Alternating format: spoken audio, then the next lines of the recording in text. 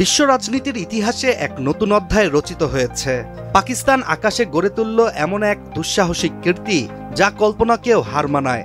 চীনের তৈরি জে-10 যুদ্ধ বিমান দিয়ে পাকিস্তান গুলি করে নামালো ভারতের আধুনিক ও বহুল প্রচারিত ফ্রেঞ্চ রাফাল জেট।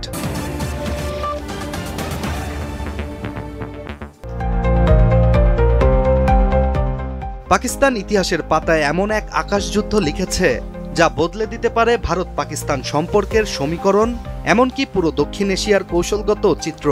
এই অভূতপূর্ব সংঘর্ষ ঘিরে বিশ্বজুড়ে শুরু হয়েছে উত্তেজনা, উদ্বেগ ও বিশ্লেষণের ঝড়।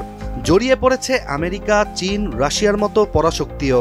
মার্কিন গোয়েন্দা কর্মকর্তারাও নিশ্চিত করেছেন এটা নিছক দুর্ঘটনা নয়, বরং চীনা প্রযুক্তির শক্তি প্রদর্শনের এক জ্বলন্ত নজির। সাম্প্রতিক সময়ে কাশ্মীর সীমান্ত ঘিরে ভারত পাকিস্তানের মধ্যে চলছিল চরম উত্তেজনা। ভারতীয় বিমান বাহিনীর দাবি, তারা পাকিস্তানের ভেতরে সন্ত্রাসী ঘাঁটি লক্ষ্য করে স্ট্যান্ড অফ মিশনে আক্রমণ চালিয়েছে। কিন্তু পাল্টা জবাব দিতে প্রস্তুত ছিল পাকিস্তান। রাতের অন্ধকারে উচ্চ সতর্কতায় মোতায়েন করা হয় পাকিস্তান এয়ারফোর্সের অন্যতম আধুনিক জে-10C যুদ্ধবিমান। এরপরই শুরু হয় এক শ্বাসরুদ্ধকর আকাশযুদ্ধ।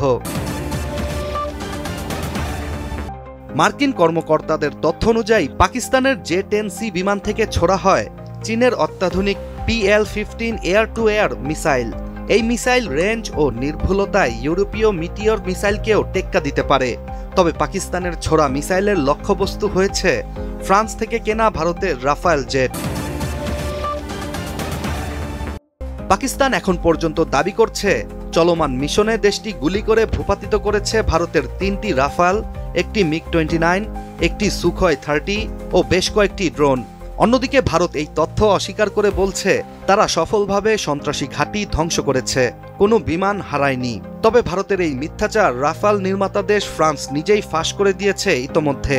দেশটির একাধিক কর্মকর্তা মার্কিন যুক্তরাষ্ট্রকে জানিয়েছে রাফাল ভূপাতিত হওয়ার খবর, কিন্তু কতগুলো রাফাল ধ্বংস হয়েছে সে বিষয়ে সুনির্দিষ্ট তথ্য এখনো নেই।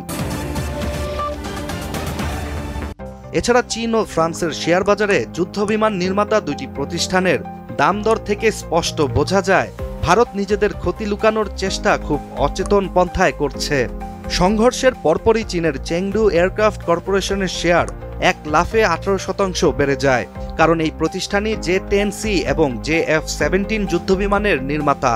অন্যদিকে ডাসল্ট এভিয়েশন, যেটি কিনা রাফাল যুদ্ধবিমানের নির্মাতা, প্যারিস স্টক এক্সচেঞ্জে শেয়ারের মূল্য হারায় 1.64%। বিশ্লেষকরা বলছেন সামনে আরও 5% পতন আসতে পারে রাফায়েলের। রাফায়েল ও জে-10 দুটোই 4.5 প্রজন্মের ফাইটার জেট, কিন্তু বাস্তব আকাশযুদ্ধে কে এগিয়ে তা সম্প্রতি ভারত পাকিস্তান আকাশযুদ্ধেই অনেকটা প্রমাণিত। এছাড়া পাকিস্তান বিমান বাহিনী প্রথমবারের মতো চীনের তৈরি যুদ্ধ বিমান দিয়ে ফ্রান্সের তৈরি অত্যাধুনিক রাফায়েলকে হার মানাতে সক্ষম হয়েছে, যা ইতিহাসে স্বর্ণাক্ষরে লেখা থাকবে।